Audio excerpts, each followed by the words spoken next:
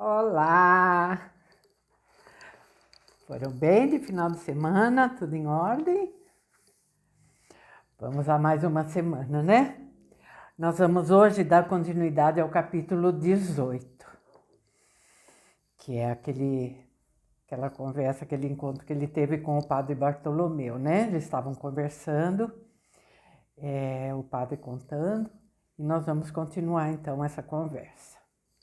O padre hesitou, mas acabou dizendo: talvez pudessem ter sido um pouco menos perfeitas aquelas palavras de despedida, um pouco mais hesitantes, desajeitadas, indecisas, mais como pedra bruta, menos como mármore polido. E ele deveria ter se despedido do padre Bartolomeu de maneira diferente do que fez com os outros, pensou Gregórios. Com outras palavras mais pessoais, talvez mesmo com um abraço. Fora doloroso para o padre ter se sentido tratado como um entre outros. Aquilo ainda lhe doía agora, 70 anos mais tarde. Nos primeiros dias depois do início do novo ano escolar, eu ficava perambulando pelos corredores como que anestesiado pela sua ausência.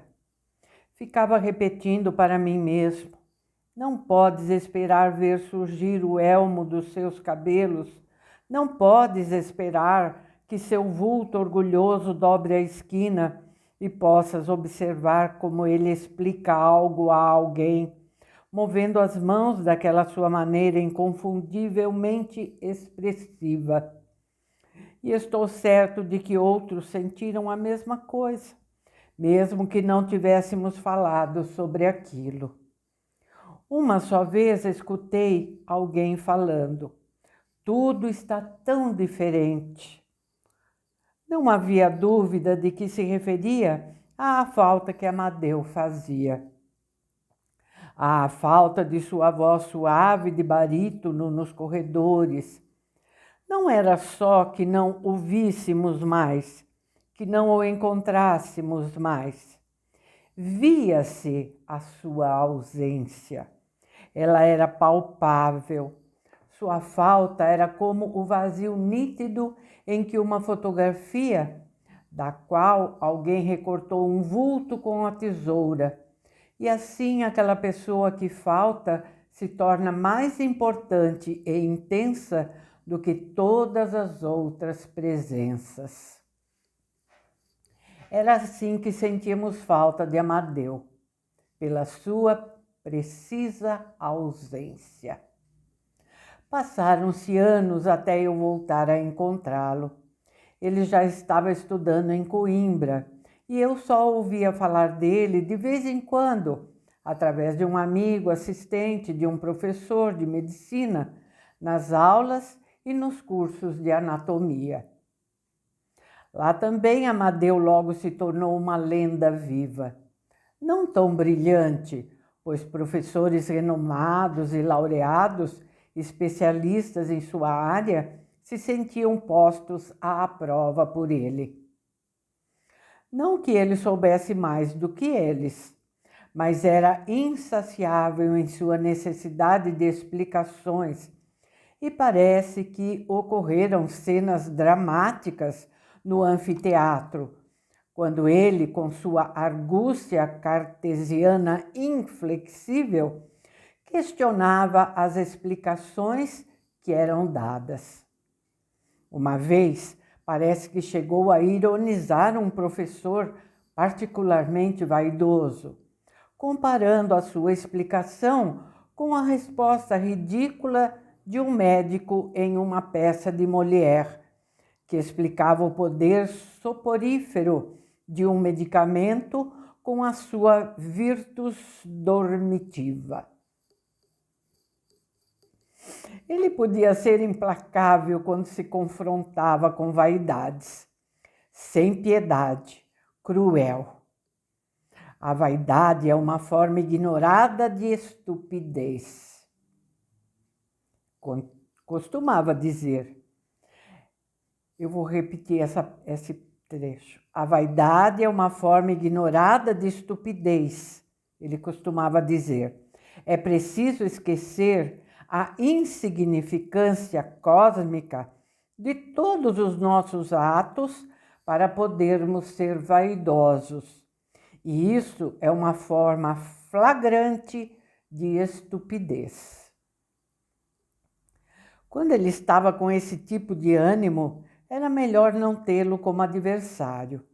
Em Coimbra, logo descobriram isso. E descobriram ainda outra coisa, que ele tinha um sexto sentido para as manobras de retaliação dos outros. Quem também possuía esse sentido era Jorge. E Amadeu conseguiu imitá-lo e cultivá-lo. Quando suspeitava que alguém queria comprometê-lo, procurava o lance de xadrez mais remoto que se pudesse imaginar para esse efeito e preparava-se cuidadosamente para o contra-ataque. Assim deve ter acontecido na faculdade de Coimbra. Quando lhe pediam para ir ao quadro e lhe perguntavam as coisas mais abstrusas, ele recusava o giz que o professor vingativo lhe oferecia. Tirava o seu próprio giz do bolso da calça. Ah, isso! Devia dizer nessas ocasiões, com expressão de desdém, enchendo o quadro com esboços anatômicos, equações fisiológicas ou fórmulas bioquímicas. Preciso mesmo saber isso? Perguntava, quando errava algum cálculo. O sorriso dos outros não era visível, mas podia ser ouvido. Era difícil competir com ele. Eles tinham passado a última meia hora sentados no escuro. O padre acendeu a luz. Fui eu quem o sepultou. Adriana, sua irmã, quis que fosse assim. Ele sofreu um colapso na Rua Augusta, que ele amava tanto, por volta das 6 da madrugada. Mais uma vez, saíra pela cidade, acossado pela insônia incurável. Uma mulher que saía de casa com seu cachorro chamou uma ambulância, mas ele já estava morto. O sangue do aneurisma que arrebentou em seu cérebro extinguira para sempre a luz brilhante da sua consciência. Hesitei, não sabia o que pensar acerca do pedido de Adriana. O funeral é coisa dos outros. O morto não tem nada a ver com isso, ele dissera certa vez. Era mais uma daquelas suas frases cáusticas, pelas quais alguns tanto o temiam. Ainda estaria valendo. Adriana, que podia ser um dragão que protegia Amadeu, estava desamparada, como uma menina perante as coisas que a morte exige de nós. E assim eu resolvi atender o seu pedido. Teria de encontrar palavras que pudessem se afirmar diante de seu espírito silencioso.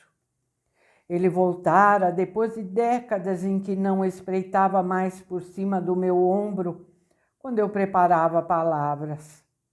A chama da sua vida se extinguira, mas tive a impressão de que o rosto alvo, para sempre silenciado, estava exigindo mais de mim do que o rosto antigo, que em sua vivacidade colorida tantas vezes me desafiara. Minhas palavras à beira do túmulo não teriam de se afirmar apenas diante do falecido. Eu sabia que O'Kelly estaria lá. Na sua presença, não poderia proferir palavras que tratassem de Deus e daquilo que Jorge costumava chamar de promessas vazias. A saída que encontrei foi contar as minhas experiências com Amadeu e das marcas inextinguíveis que ele deixara em todos aqueles que o conheciam, mesmo nos seus inimigos.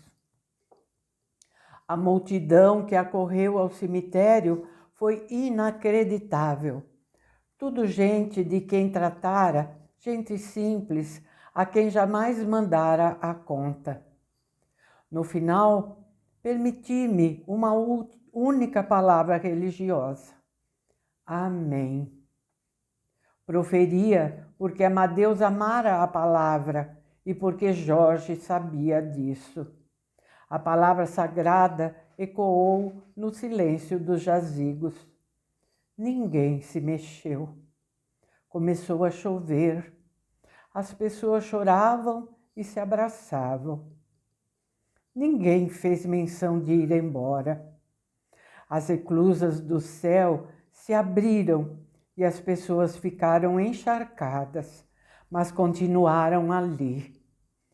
Pensei, querem parar o tempo com seus pés de chumbo, querem impedir que continue a fluir para que ele não consiga arrancar-lhes o seu médico querido. Como cada segundo que passa, faz com aquele que o antecede. Finalmente, decorrida talvez uma meia hora de imobilidade, notou-se um movimento da parte dos mais velhos, que mal podiam se aguentar em pé. Mas ainda demorou mais de uma hora até o cemitério se esvaziar. Quando finalmente eu também quis ir embora, aconteceu algo muito estranho, algo com que mais tarde cheguei a sonhar algumas vezes, algo irreal, como em uma cena de Buñuel. Duas pessoas, um homem e uma jovem de beleza contida, aproximaram-se da sepultura, vindos de extremidades opostas do caminho. O homem era O'Kelly, mas a mulher eu não conhecia. Eu não tinha como saber, mas percebi. Os dois se conheciam. Pareceu-me que era um conhecimento íntimo e que essa intimidade estava ligada a uma desgraça, uma tragédia que envolvera também Amadeu.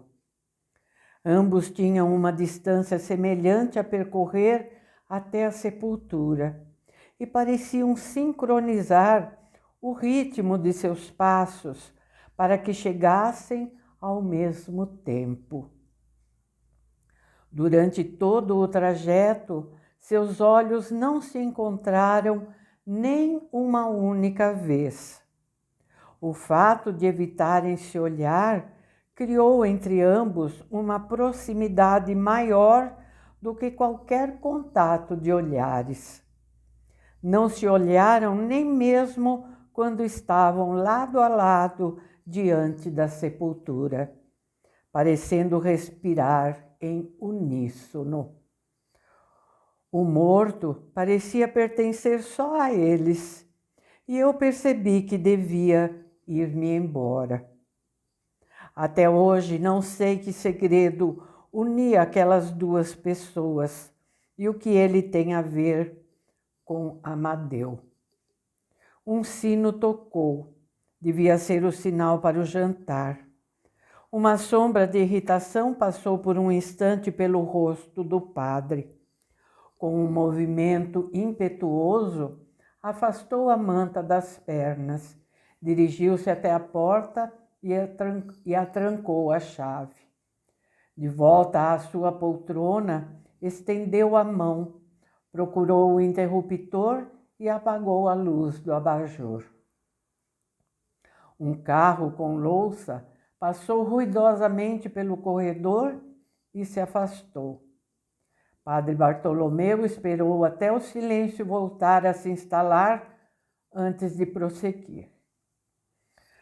Talvez eu saiba sim, ou intua, pois 1 ano antes de morrer, Amadeu apareceu de repente no meio da noite e bateu à minha porta. Toda a sua autoconfiança parecia tê-lo abandonado. Sua expressão, sua respiração, seus movimentos eram os de um acossado. Fiz um chá e ele sorriu fugazmente quando apareci com o açúcar em cubos que ele adorava quando era aluno. Logo a seguir, aquela expressão torturada voltou para o seu rosto. Era evidente que eu não podia pressioná-lo a falar, nem mesmo perguntar. Calei-me e esperei. Ele lutava consigo mesmo, de uma maneira como só ele fazia, como se a vitória ou a derrota nesse combate fossem decidir sobre vida ou morte. E devia ser assim mesmo. Eu ouvira rumores de que ele trabalhava para a resistência antifascista. Enquanto olhava fixamente para a frente, perdão, gente, vou repetir. Enquanto olhava fixamente para a frente, ofegante, eu observava como envelhecera. As primeiras manchas de idade nas mãos delicadas, a pele cansada sob as olheiras, as mechas grisalhas no cabelo. De repente, dei-me conta, assustado, que ele estava desleixado. Não era o desleixo de um mendigo sujo. Era mais imperceptível, mais suave. A barba maltratada, pelos que saíam das orelhas e do nariz, unhas mal cortadas, um brilho amarelado no colarinho branco, sapatos sujos. Como se tivesse passado muitos dias fora de casa. E suas pálpebras tremiam nervosamente, como o resumo de toda uma vida à beira da exaustão. Uma vida contra muitas vidas. Não dá para contabilizar assim, não? A sua voz era ofegante e atrás das suas palavras havia tanto indignação quanto o medo de fazer algo de errado, algo de imperdoável.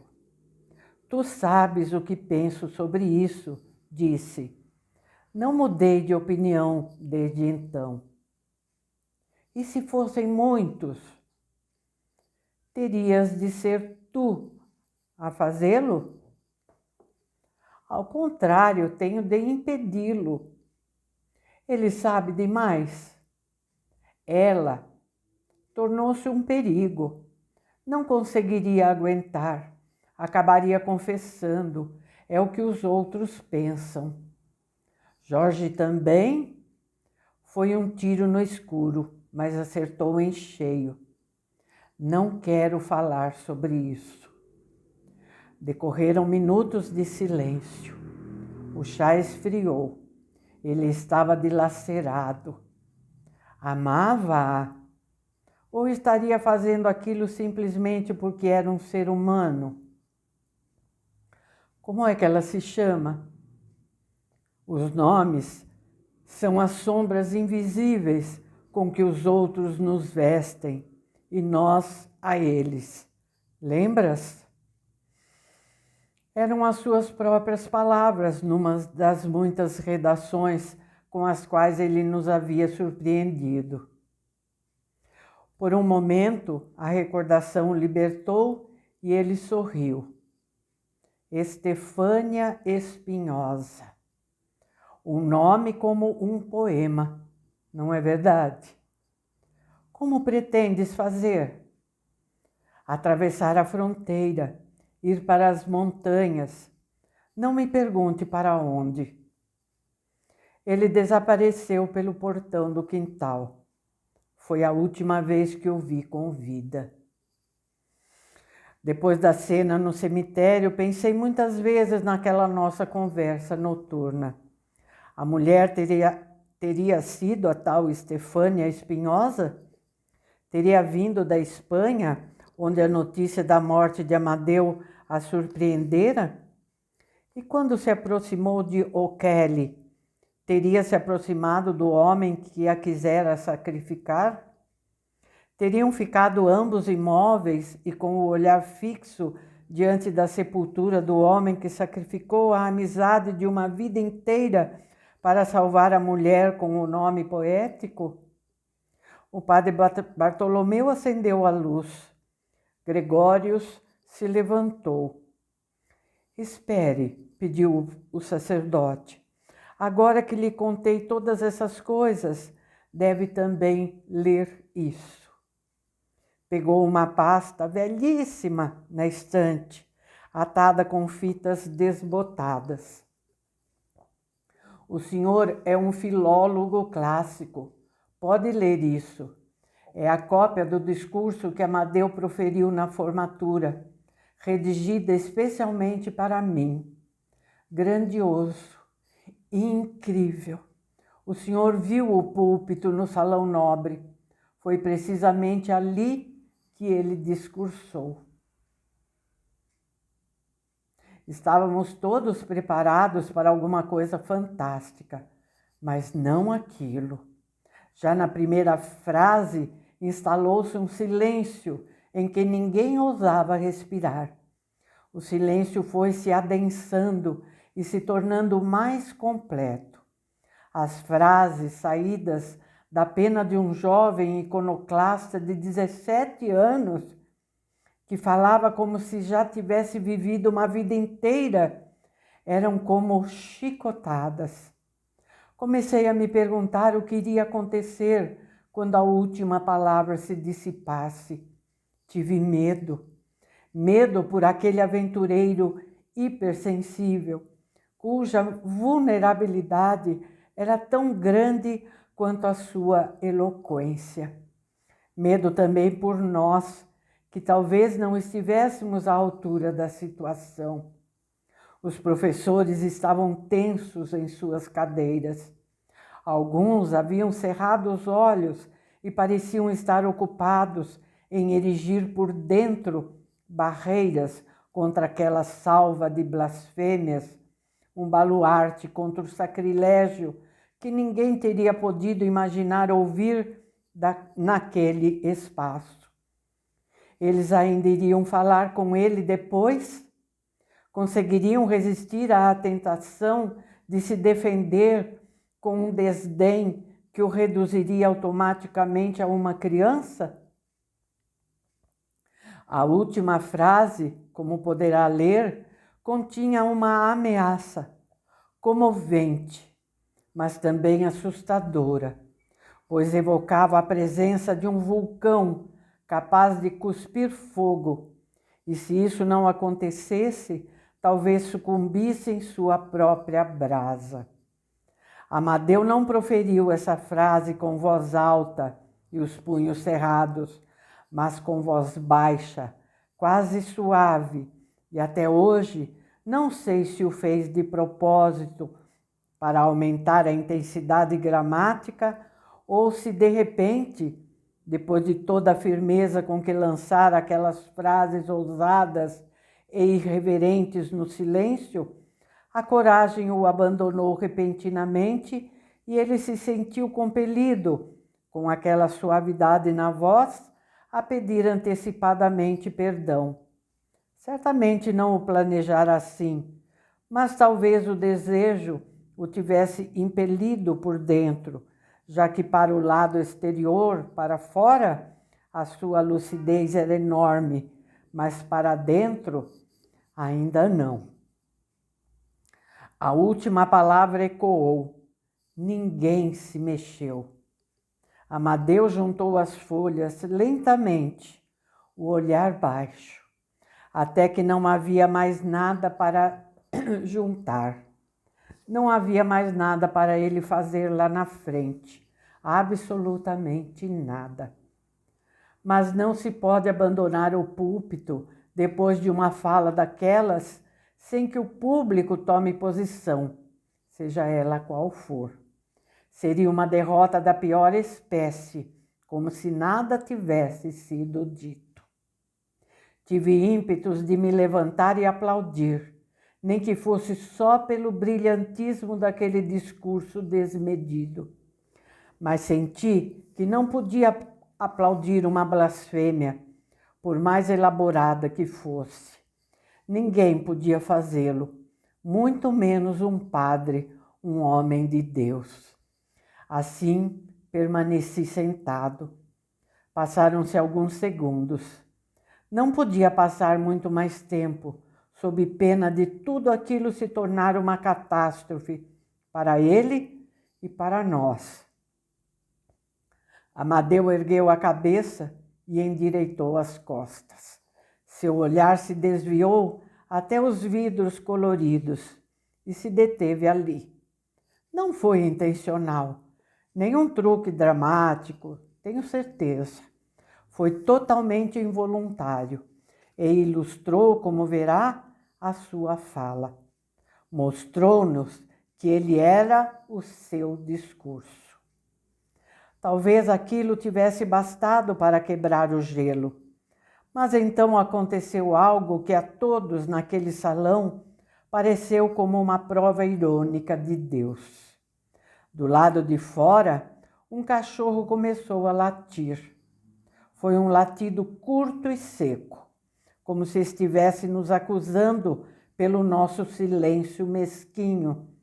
Depois se transformou num uivar e latir contínuo, dedicado à miséria de todo aquele tema. George O'Kelly explodiu numa gargalhada e depois de um segundo, todos os outros o acompanharam. Creio que Amadeu ficou consternado por um átimo, pois o humor era a última reação com a qual contava. Mas como fora Jorge que começara tudo, devia estar certo. O sorriso que apareceu em seu rosto foi um pouco forçado, mas se manteve. E enquanto outros cachorros fizeram coro ao lamento, ele desceu do púlpito. Só então o senhor Cortês, nosso reitor, acordou do seu torpor. Levantou-se, caminhou em direção a Amadeu e lhe apertou a mão. Será possível reconhecer num aperto de mão o alívio de quem sabe que será o último? O senhor Cortês disse algumas palavras a Amadeu, abafadas pelos uivos dos cachorros. Enquanto falava, reencontrou a sua autoconfiança, o que se podia perceber pelos movimentos com que enfiou o texto escandaloso no bolso da casaca. Notava-se que não tentava esconder algo, meio envergonhado. Era um movimento de quem guarda algo precioso em um lugar seguro. Por fim, inclinou a cabeça, encarou o reitor e se dirigiu até a parte onde Jorge o esperava. O'Kelly pousou o braço no seu ombro e empurrou-o para fora. Mais tarde, viu os dois no parque. Jorge falava e gesticulava. Amadeu escutava. Os dois lembravam um treinador que reconstitui com seu protegido um combate havido. Depois apareceu Maria João. Jorge apoiou as duas mãos nos ombros de Amadeu e empurrou-o, rindo, na direção da moça. Entre os professores, o discurso mal foi comentado. Não quero dizer que tenha sido silenciado. Era mais que não encontrávamos palavras ou o tom para trocarmos impressões. Com certeza, também houve quem tivesse ficado contente com o calor insuportável que fez naqueles dias. Assim não precisamos dizer impossível. Ou talvez ele tenha um pouco de razão. Em vez disso, podíamos dizer: que calor horrível!